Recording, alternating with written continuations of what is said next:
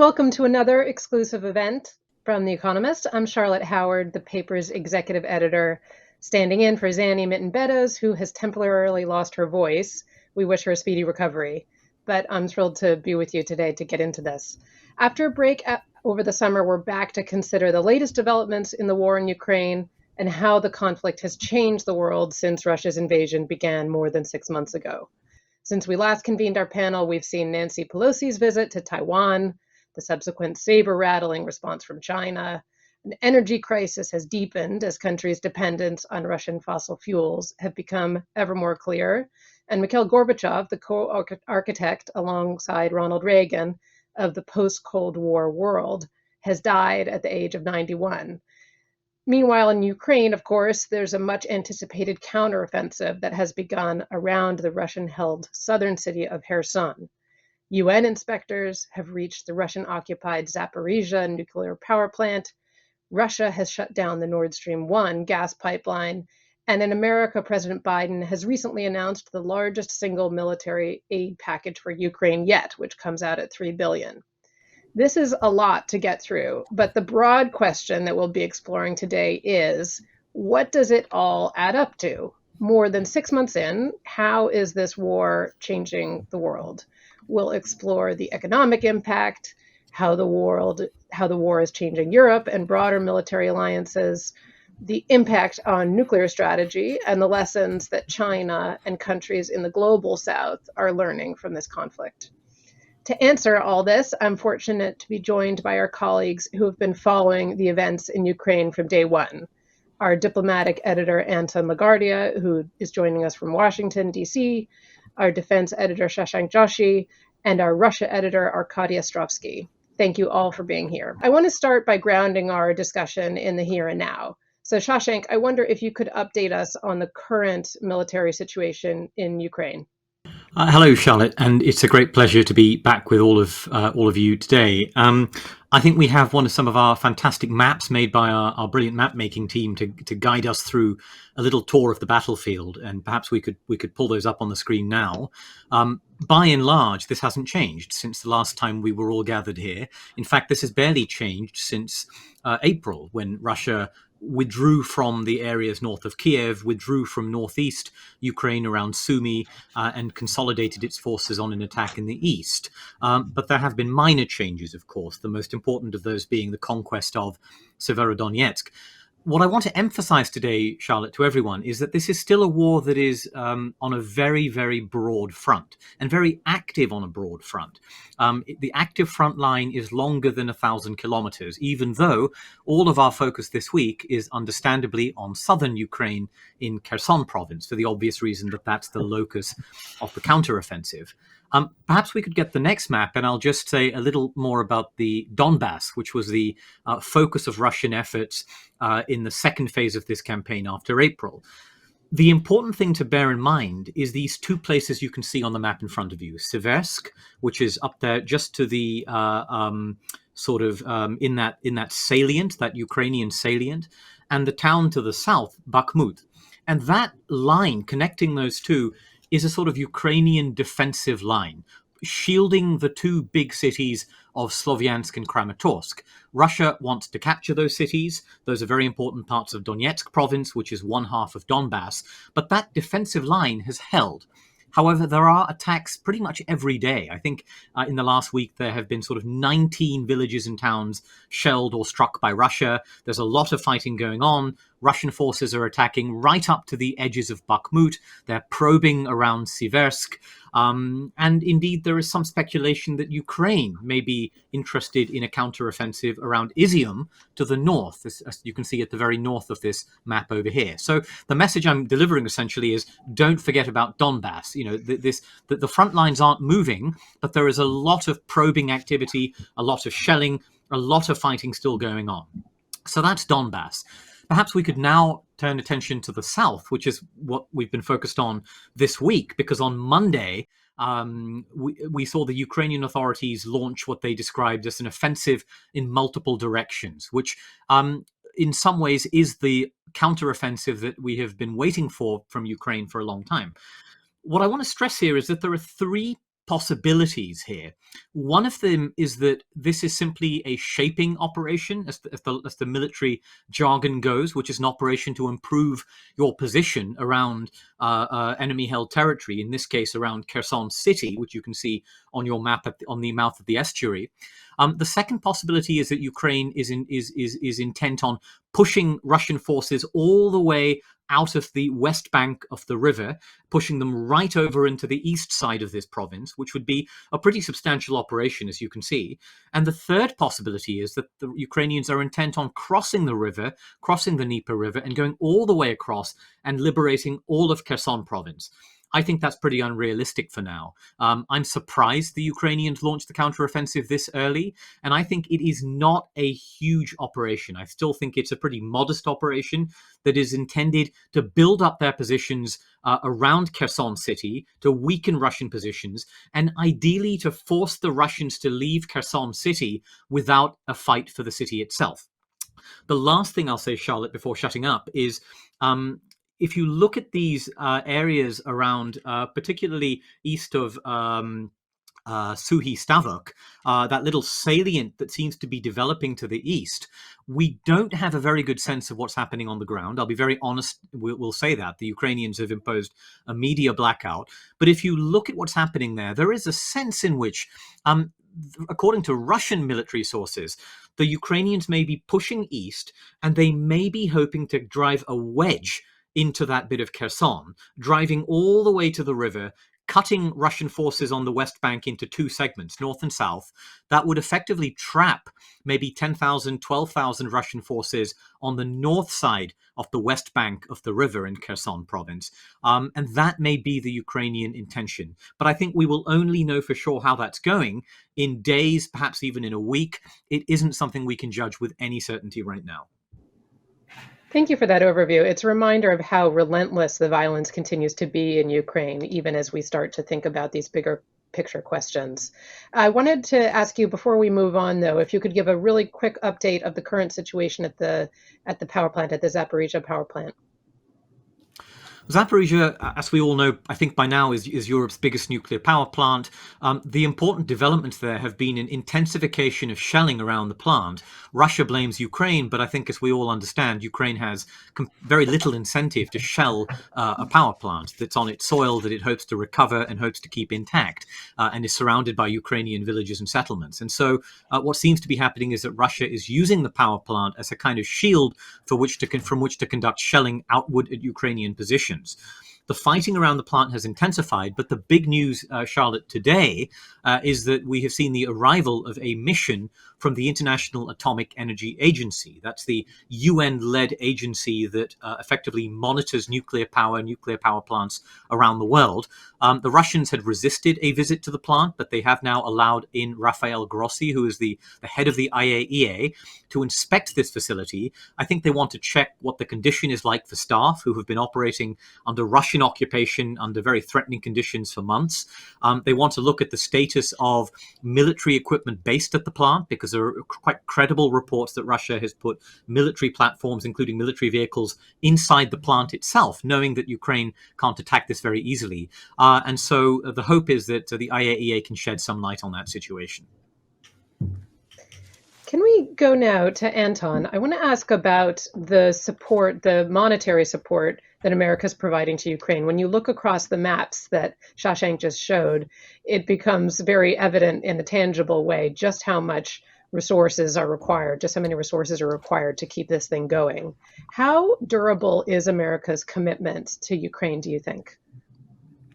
Well, so far they've been extremely impressive. Congress allocated $40 billion earlier this year. That's bigger than the defense budget of most European countries, to help Ukraine, but also to deal with the knock-on consequences of the war. It is a genuine question. America, as you know, holds midterm elections, and if there's a change in the composition of the Congress, and particularly if lots of America First type politicians come into power and hold the balance of power, that may certainly affect the willingness of the Congress to keep paying to sustain the war. I think a lot of mainstream politicians will want at least to see progress on the ground. And the offensive in Kherson therefore becomes quite important as a showcase of what the Ukrainians can do, and to show that they can indeed win. However, the views, the objectives of the administration are not entirely clear. They spoke about helping Ukraine win early in this war, but that talk has disappeared. The latest very big package of aid is all about the future. It's about helping Ukraine in the future, in months, if not years to come, which doesn't help them very much in the current immediate fight. And that raises the question of whether the Americans are, in the end, playing for some kind of stalemate rather than really helping the Ukrainians to push back the Russians substantially. That raises a really interesting question, Anton, which is what's the end game here? So on August 9th, President Zelensky said that the war could only end with the return of the Crimean Peninsula to Ukraine. Do we take him at face value, Arkady? Is that a serious military goal, or is it more of a political statement to boost morale? Hi, everyone. Great to be back with you. I think it's more than boasting. I think the military and political come together in this war, given that it was started for reasons which are well beyond military itself by Putin. And we're talking about the survival of Ukrainian state, Ukrainian identity, Ukrainian sovereignty, and democracy as a whole. I think let's put it in a bit of a context. I mean, just looking at the maps that Shashank had showed and listening to Shashank, what I think is very striking is exactly the lack of change over 2 months. And 2 months ago, this stalemate was a source of, frustration or despondence amongst many. It is actually now becoming a source of courage for Ukraine and desperation for Russia, because if Russia could not have made any progress in the over the past 2 months, if it's stuck where it was, it's becoming to look increasingly more futile for Russia, and it does actually encourage Ukraine. I think the speeches which President Zelensky has been making over the past few weeks are extremely important. And they do point to a certain change in Ukraine's attitude to how it sees the end game. And it's not just the return of Crimea, which I think in Zelensky's mind, and I share some of that optimism, would follow from, could only be done if Putin's regime collapses, and that regime could collapse as a result of defeat. And if Putin's regime were to crumble, then I think the return of Crimea becomes a very real prospect for Ukraine. But even more important speech was the one that Zelensky has made on the 24th of August. That's the day of Ukrainian independence. That's when it initially had the referendum for independence back in 1990. It coincided, of course, with the 6 months mark anniversary of the start of Russia's invasion. And I think what Zelensky said was really important when he talked about, and I quote him, what's the end of the war for us now? We used to say peace, we now say victory. And victory means return of all territory. And Zelensky talked about not engaging in any negotiation with terrorists. And I think this is a very interesting moment, because when Zeni and I went to see Zelensky back in March, early April, he talked really about peace, about saving lives, and the territory was not as essential as preserving Ukrainian identity and Ukrainian way of life. I think that has now changed. I think Zelensky and Ukraine, for political reasons, but also for the reasons that Russians are getting so stuck, is not prepared to open negotiations with Russia. I think he is feeling that actually advantages moving to Ukrainian side. They're quite buoyed by this counter-offensive. I think its significance is in depriving Russia, denying Russia the possibility of claiming these territories, annexing them in the next week, as it planned to do, because it was going to hold referendums or pseudo-referendums in some of those provinces is now looking actually increasingly problematic for Moscow.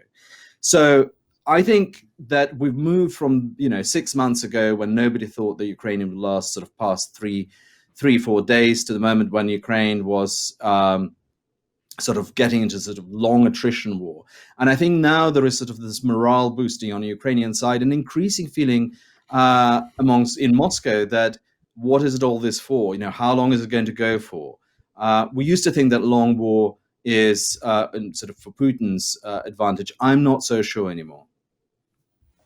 So one question more than 6 months in then is how the war is and isn't changing Russia. So you just described some of the political response in the expectations around the war.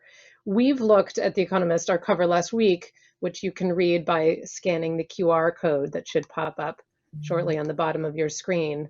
We looked at the effect of sanctions, whether they're working and what more might be done, how they have and haven't changed life in Russia. In the past week, EU members have agreed to broaden their sanctions package and suspend a 2007 visa agreement with Russia, which will make it harder for ordinary Russians to travel to the EU. But Anton, perhaps you can help us understand the degree to which sanctions have or haven't been effective to date, and whether you think the new ones are going to be more so. So sanctions so far have had some effect, but not as profound an impact on Russia as the West had hoped. The current estimates are that Russian GDP will decline by about 6%, whereas previously people were talking about 15 or more percent. So it has been a muted impact. I mean, certainly things have changed in Russia. Lots of brand names have pulled out and so on. So life is changing for ordinary Russians. But on the whole, the economy has held up well through a combination of high energy prices, because Russia's continued to sell its oil and gas around the world and to Europe as well, and also some very able work by the technocrats at the Russian Central Bank, and so on. The latest sanctions, I think, are mostly symbolic. They're about, restricting the number of Russians who can go on holiday in Europe and otherwise, enjoy the good life there. That has to be balanced against a desire to make sure that Western countries and publics continue to reach out to the Russian people, even as they are in conflict and in contest against the Russian government, particularly Vladimir Putin. The problem with sanctions is that when they have an effect, it can often take a long time. There is a time lag.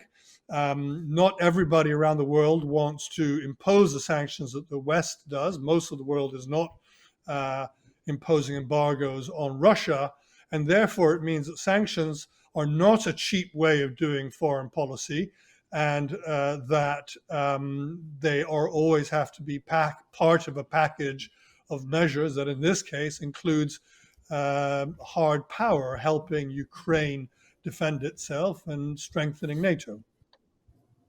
So you Charlotte, can I just come in very briefly on the subject of sanctions to add one small thing? Yeah, come in. Just to say, from my narrowly military perspective, there is one important way in which sanctions are having an effect, and that is to complicate the production of high-end military equipment.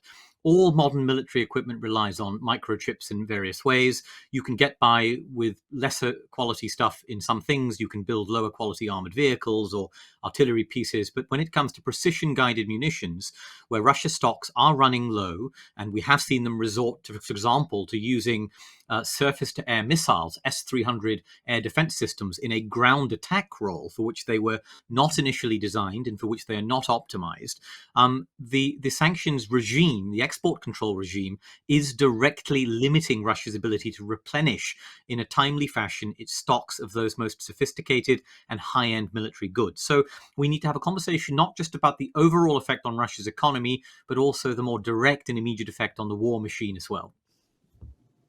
Arkady, can you help us understand how the sanctions are playing within Russia itself? So obviously the effect has not been as devastating as Anton described.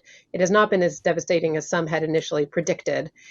Are ordinary Russians nonetheless feeling the pain of these sanctions, and is it having an impact on their support for the war? It's harder to talk about the support for the war, Charlotte, because we don't actually have the good way of measuring it in a country which is effectively becoming a totalitarian dictatorship. Public opinion is not something which is freely expressed or can be freely measured. In terms of the impact on Russia of sanctions, I think the impact is extremely severe. It's not the immediate impact that many had expected, that Russian economy would simply collapse after sort of a macroeconomic shock. But it's the impact which is grinding down Russian economy, which is throwing it back years, if not decades. And I think what Shashank has talked about is absolutely essential. And I would extend it not just to military machine, but to any prospect of modernization, technology, IT, etc. I think the sanctions fall into several categories. I think the sanctions on individuals and particularly visa bans are not, are largely symbolic, and they're not going to be that effective. We're not going to see, large crowds of people who've been denied entry visas to Europe storming the Kremlin or going to protests when they are disarmed and the Kremlin is very heavily armed. But we do see the long-term, and I think those sanctions are actually not necessarily going to be that helpful. I understand completely the indignation of many European countries, particularly the Baltic states, Finland, who see Russian tourists crossing into Europe, enjoying their holidays at the time when people are dying in Ukraine. But I'm not sure how actually effective they're going to be in helping to defeat Vladimir Putin's machine, because if anything, they reinforce the Kremlin rhetoric of hostility and being a besieged fortress. I think where sanctions are very, very important and have had a very profound effect is on exports. The export sanctions, which have disrupted Russian supply chains. Russia has been, over the past 20, 30 years, been very tightly integrated into the world supply chains, is now been ejected from those. The car production is down something like 90% in Russia. Russian budget revenues are going down. Yes, Russia is accumulating reserves, but actually is really having problems with getting imports. And I think it's that degree, that sort of disabilitating of Russian economy that's going to have a very long and profound impact, both on military machine and on future prospects of Russia as a country. So you just described both the effect that sanctions are having in Russia and the difficulty in measuring what ordinary Russians think about them. We don't have that problem in the West, right? We have lots of polls that have been running since this war began about attitudes towards the war in Ukraine, towards Russia, towards sanctions. Do you see, Anton, that the appetite in the West for continuing to have these sanctions in place as inflation remains a problem, do you see that appetite and support for sanctions being likely to be sustained, or do you think it's vulnerable? I think it's likely to be sustained in the short term. The test, I think, will be this winter when Northern Europe and North America will be getting colder, and the energy shortages will be felt most acutely. By then, the war will have gone on for almost a year, and people, I think, will start to ask more questions. And I think you might see the reemergence of what some people call the peace camp, who say let's have a deal and end the war, and the justice camp, who say Russia's aggression must be defeated before this can stop. So there's a lot of difficult politics coming up. I think it'll be most acute in Europe, particularly in some of the countries that will feel the shortages most sharply. But also in North America, where inflation has hurt the president, although he does seem to have had a lift in poll numbers thanks to some recent good news. So let's stay then with you, Anton, because I want to ask a bit more about European energy. So Russia has shut down the Nord Stream 1 pipeline. European countries have for months been talking about how to diversify away from Russian gas. What is the status of those efforts as we look at the winter ahead? we've seen a lot more LNG, the liquefied form of natural gas, coming in as Russia has started to close the taps on Europe. But a lot of countries, such as Germany, have no capacity directly to import LNG, and world stocks of LNG are probably tapped out. We've seen more imports from other parts of Europe's periphery, from North Africa and further from Central Asia.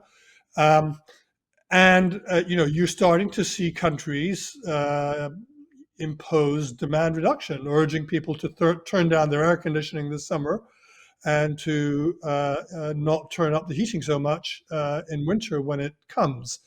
Lights are starting to be dimmed around Europe.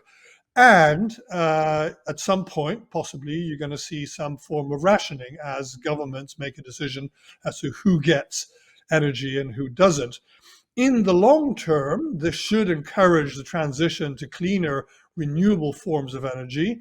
In the short and medium term, it could mean a dirtier energy mix as countries keep coal power stations going and crank them up and start to burn other things in the desperate quest for alternative fuels. So it's going to be a mixed picture. It's going to be feel different in different countries that have different energy policies and different mixes. And the worry is that you're going to start seeing a free-for-all, a sort of beggar thy neighbor policy, where countries with gas are going to hoard it at the expense of countries without it. Yeah, that's a reminder of the chaotic ripple effects of this war as it continues to drag on. Do you see, we have a question from Richard, who's one of our subscribers who's watching. He asks, are the sanctions then causing more pain for Russia or for the West? What's your assessment of that, Anton?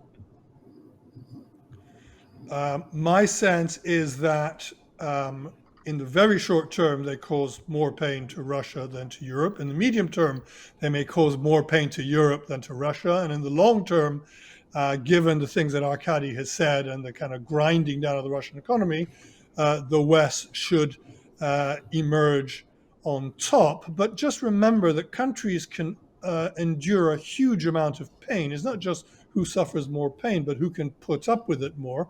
And Russians have a long history of putting up with severe economic dislocation. And we saw in other cases, such as Iraq, where the oil for food sanctions more or less pauperized the country for 2 decades, where the regime survived and Saddam Hussein remained in power until the Americans invaded. So sanctions themselves are not the magic wand. They help. They're part of the mix, but they don't do it all. So Arkady, given what Anton just said, I want to turn to you with another question from our audience, from Charles, who asks, to whom or to what is Putin vulnerable enough to be hobbled or to remove him? So in other words, what would it take to remove Putin? We just heard about the degree to which countries can be resilient even in the face of pretty severe economic pain. So in your judgment, what are the pressure points that remain? What would it take to remove Putin from power? Well, I think the biggest pressure point is still the military. I think the defeat on the battleground, or something that is perceived as such, the futility of this war, is ultimately the biggest pressure point. I think there is no magic wand, and things don't work. It's not just a question of the popular discontent or a coup. I think that you have to, these things work together.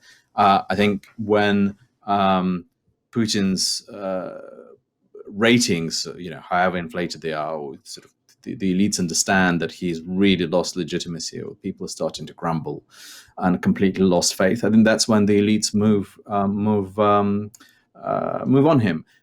At the moment, I think everybody is still very scared. I think there's still, the Kremlin and through the FSB, the success of the KGB is keeping everybody in fear.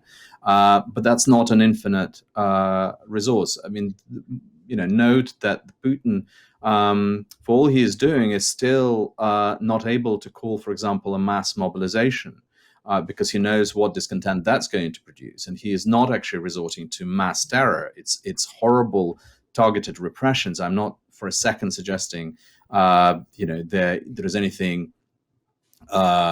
relief in that. But nevertheless, he is very, very careful and is very worried about the reaction of the wider public. And his whole media machine is basically aimed at creating this sense that the country is behind him.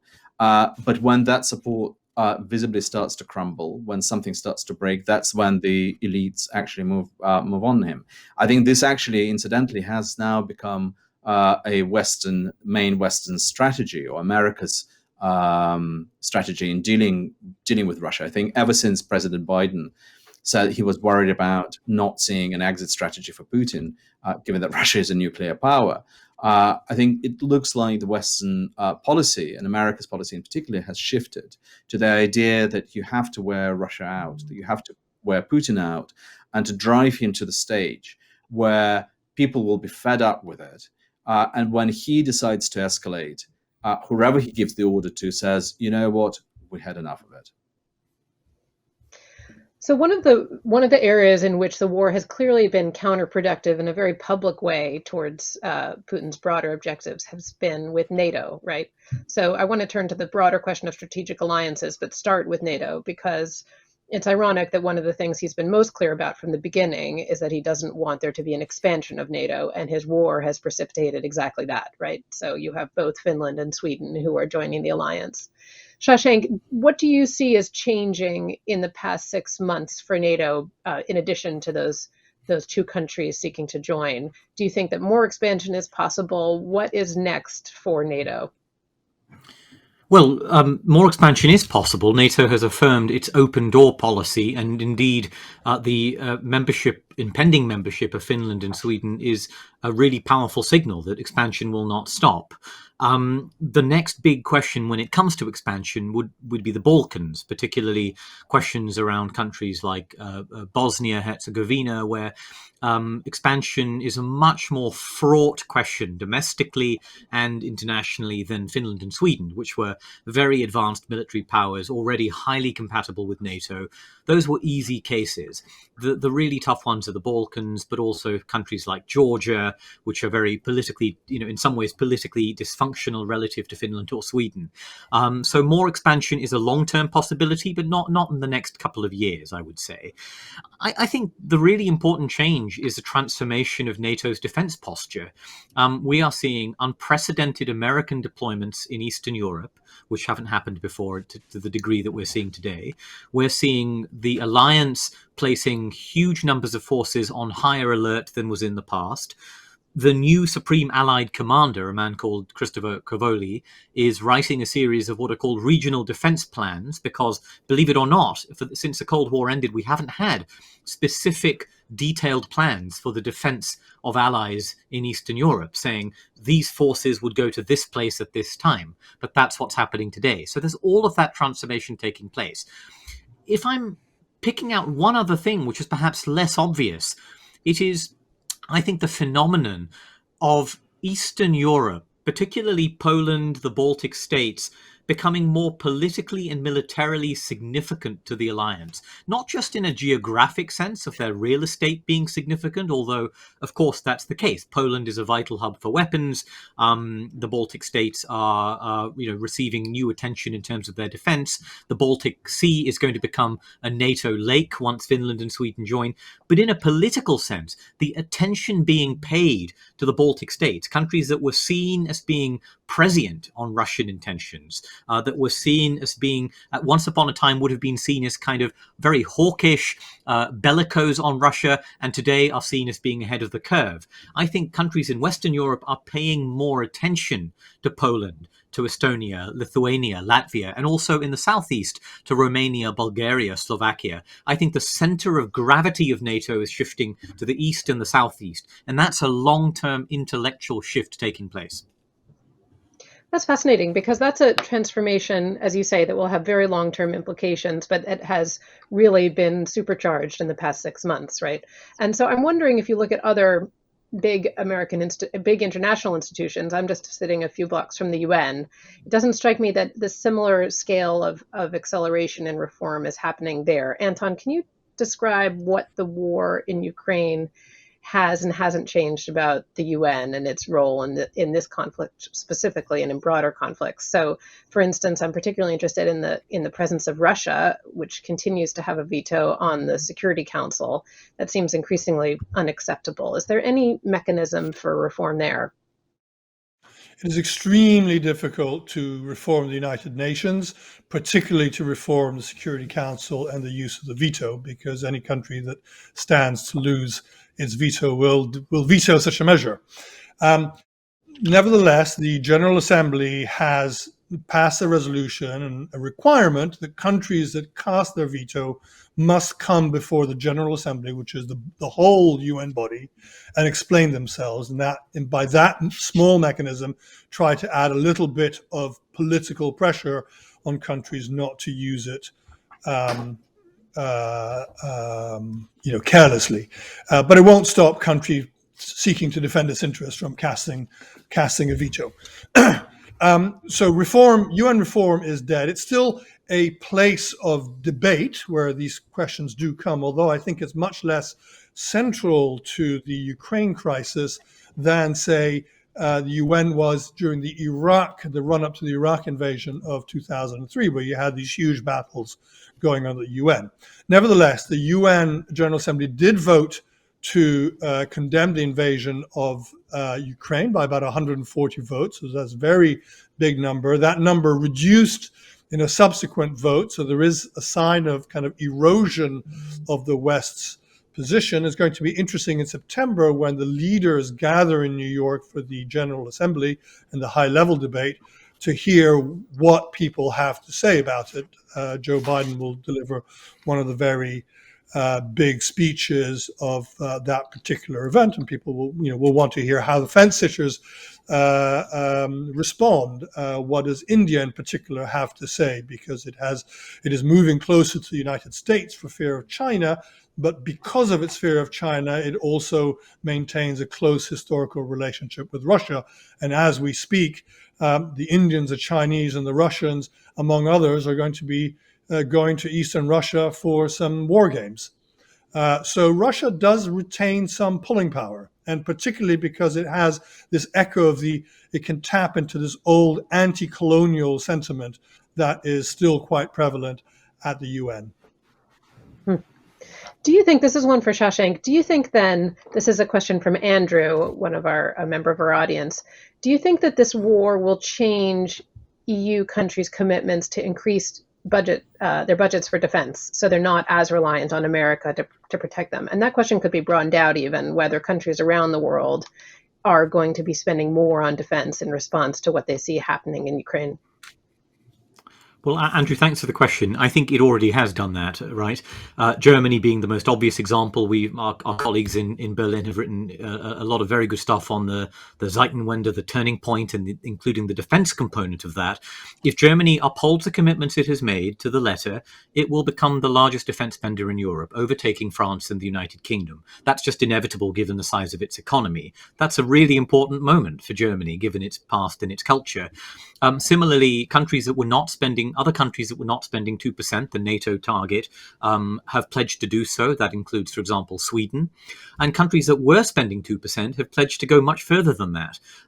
Poland says it will spend 3% by the mid-2020s. That will make it the biggest defense spender in Eastern Europe. It will approach, I think, Italian or Canadian levels of spending. It's going on an enormous spending spree. A lot of South Korean arms, by the way, as part of that. And of course, the UK, Liz Truss, we could call her the Prime Minister designate, given her lead in the leadership contest here, has pledged to spend 3% of GDP in the UK on defence by 2030. Now, that's a long time away. We can debate whether that will happen, but we're talking very substantial increases in spending. But I would offer two notes of caution to all of this. Number one, what are they spending it on? Let's look at that very carefully, because when you ask about Europe's ability to be self-sufficient and act independently from the United States, if a crisis were to occur, for example, like the one we saw in Libya in 2011, what matters isn't really the aggregate level of defense spending, which you can spend on lots of things. You can waste it away on pensions. What matters is, do you have key niche capabilities that in the past Europeans have not had and have been dependent on the Americans? Americans. And I would point to things like airlift, transport, AWACS, airborne surveillance, air-to-air refueling tankers, all of those vital things that are very unsexy, but are, you can't wage war without them. So are Europeans investing in those? And the other thing I'd really strongly emphasize is let's not underestimate the effect that the great giveaway of kit and ammunition to Ukraine will have on defense spending priorities. European armies have given away lots of their very important capabilities. In the past, I've spoken of how France has given away about a fifth of the Caesar artillery systems, very sophisticated artillery systems in its arsenal. We in the UK have given away a significant chunk of our anti-tank NLAW missiles. Replenishing that is difficult, expensive, and is going to chew up potentially a considerable amount of these funds as well. It's just worth bearing in mind the impact of all this on the defense industrial base of the United States and particularly of Europe. Can factories churn out the weapons that they need to arm themselves, to replenish stocks, to help Ukraine, to help Taiwan as well? I'm hearing stories that Taiwanese are finding it hard to get the weapons that they need. Can the West, in the words of Roosevelt, remain the arsenal of democracy? Well, while we're on the subject of arsenal, I want to talk a bit about nuclear power and the way that the presence of a nuclear arsenal has affected this war and what it means going forward for the way other countries think about the importance of nuclear weapons. So, Anton, let's stay with you, because the war has really underlined the power that comes with having nuclear weapons for nuclear states. So everything that Putin has done has been underwritten, right, by Russia's nuclear arsenal. And Russia has not yet, thankfully, used those nuclear weapons on the battlefield. But Putin has engaged in nuclear threats in a way that we might have hitherto only expected from a regime like that of North Korea. So 6 months in, has the nuclear status quo been changed by this war? How have nuclear weapons affected the war to date? And do you think they are going to play a big role in determining its outcome? The bad news is that the overt threats to use nuclear weapons have broken an important taboo on their use. They have validated those who feel that nuclear weapons are essential for their own defense, to fend off such threats. So you may see other countries, you'll see nuclear power states that will not want to give them up, and you may see countries encouraged to arm themselves in turn with nuclear weapons. There are a lot of worries about what might happen in the Middle East if Iran, as it seems to be, is on the threshold of becoming a nuclear power.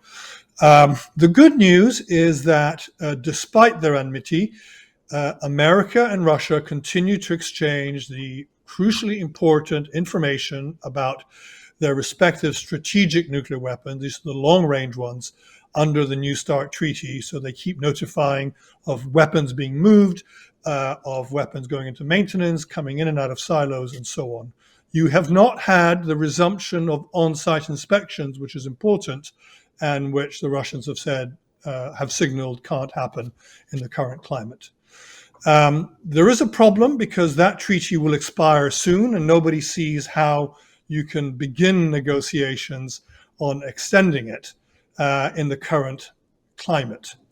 As far as the war in Ukraine is concerned, the fact that Russia directly and the United States in their indirect role are nuclear powers has an impact. It means that the United States is deterred from doing things that it fears might be taken as escalatory in Moscow.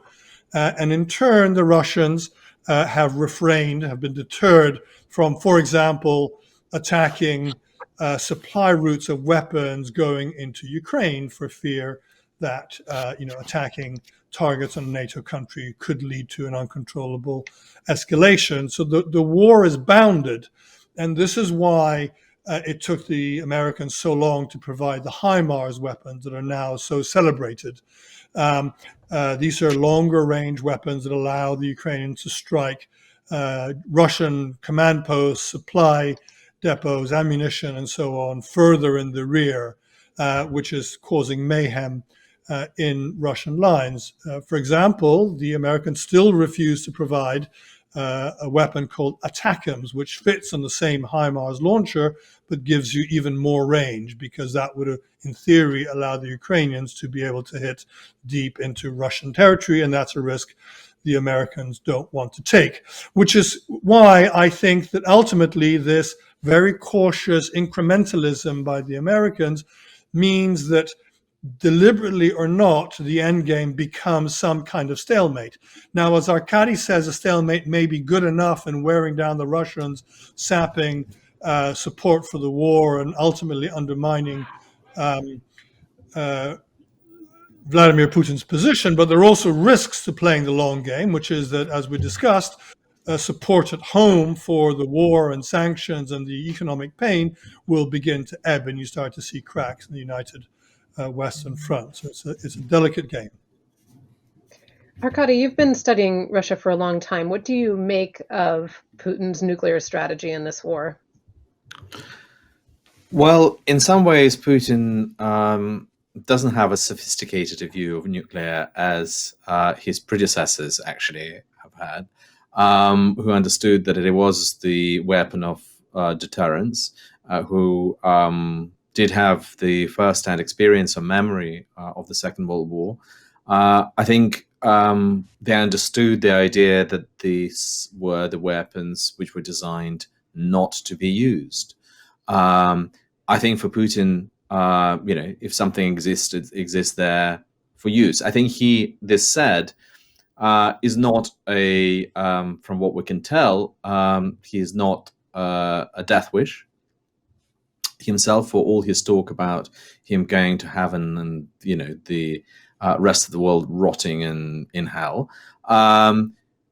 He used, as you said in the introduction, he used the threat of nuclear weapons, hoping that this would change the Western position, would undermine the West support for Ukraine.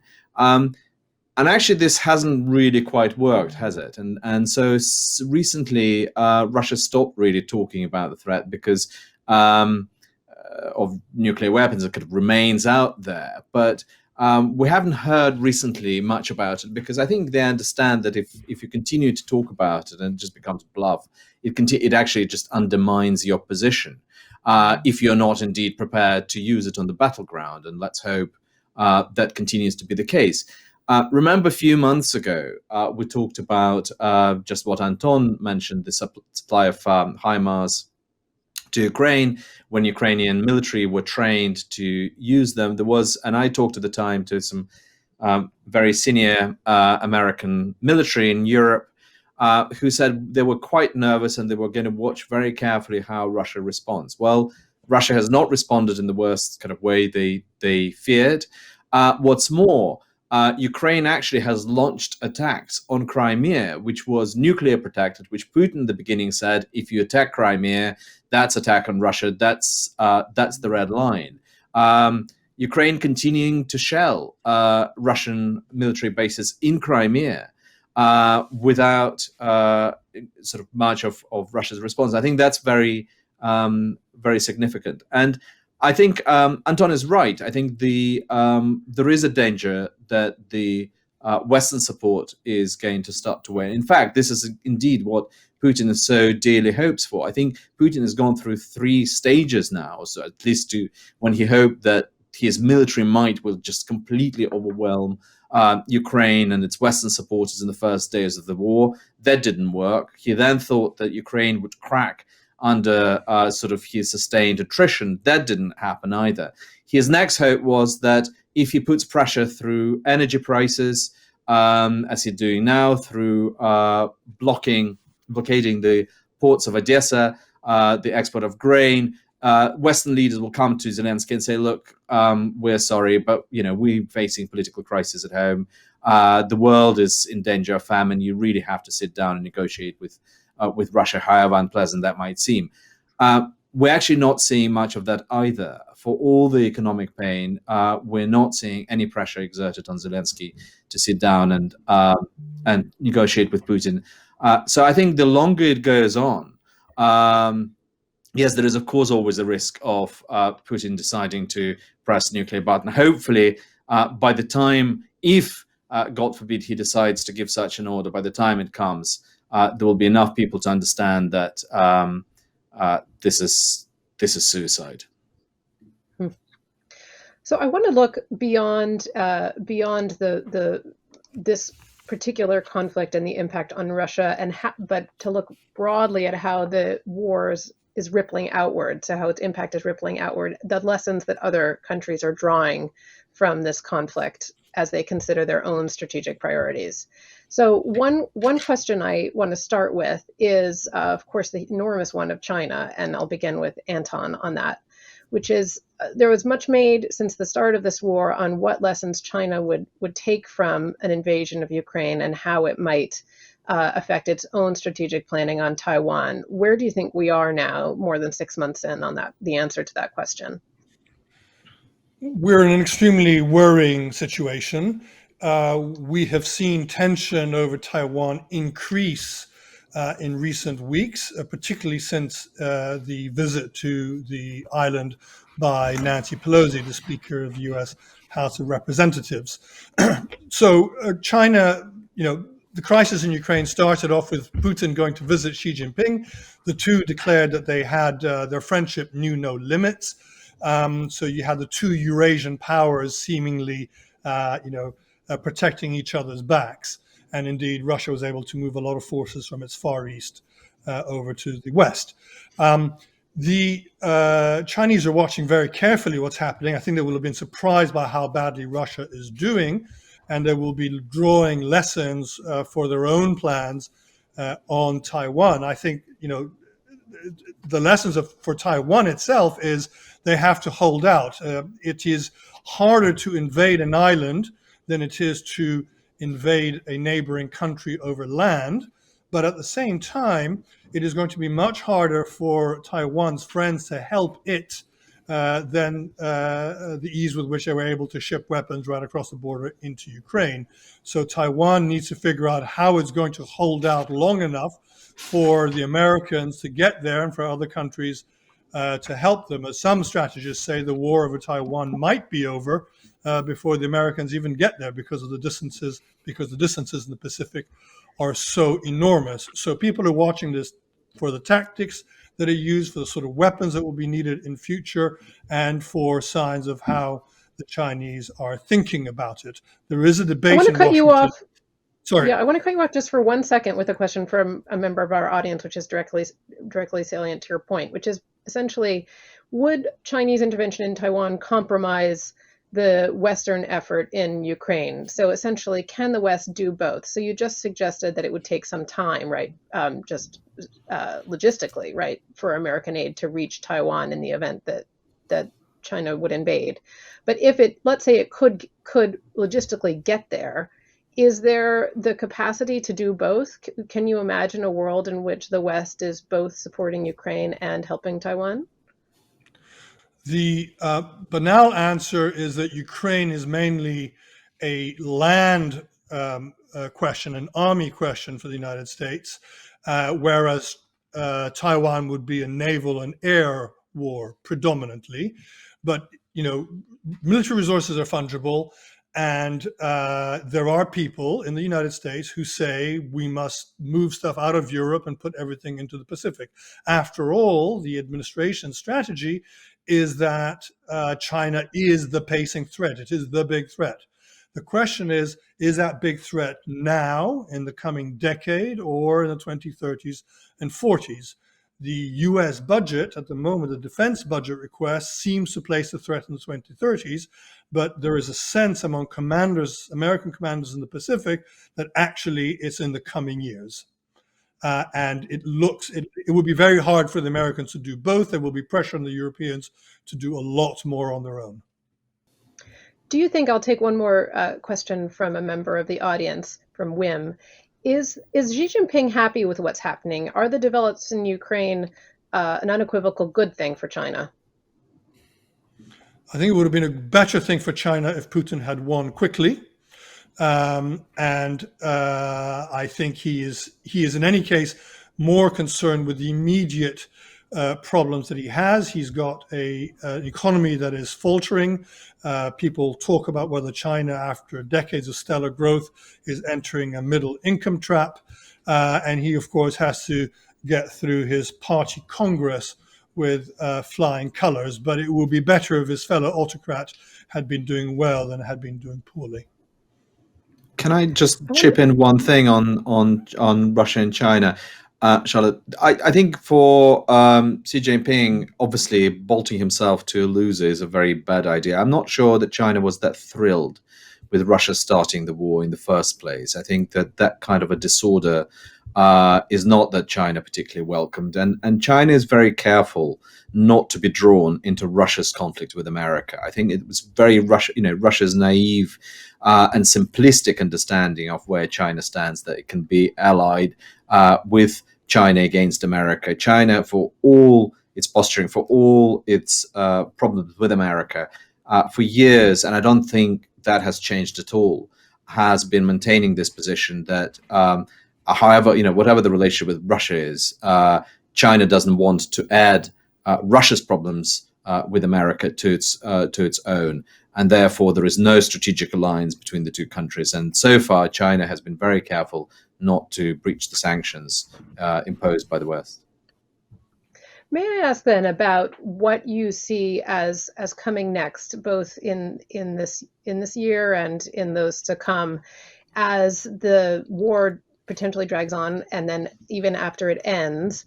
Do you expect that the relative spheres of influence that Russia and China have will be changed by this war in a lasting way? I'm not sure, to be honest, there will be Russia's sphere of influence after the end of this war.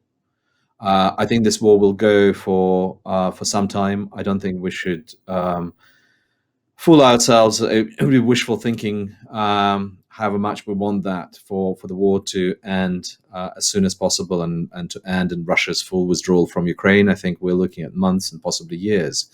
I think it's increasingly looking to me that Russia cannot win this war, and it will end one way or another in Russia's defeat, which will have a rippling and very serious effect on Russian political order, potentially on Russia's own territorial integrity, or the certainly political setup of a country. Let's put it more carefully. But I don't think that after this war there will be much left of, if anything at all, of Russia's sphere of influence. And I think the West is now quite determined, at least under the current set of politicians, to ensure that Russia doesn't have capacity to threaten or exert pressure on any of its neighbors, close or far. Thanks for watching. If you'd like to find out more about our forthcoming subscriber events, please click the link. On the same page, you can also find recordings of previous events, including a look at some of the technology being used to help fight climate change. See you next time.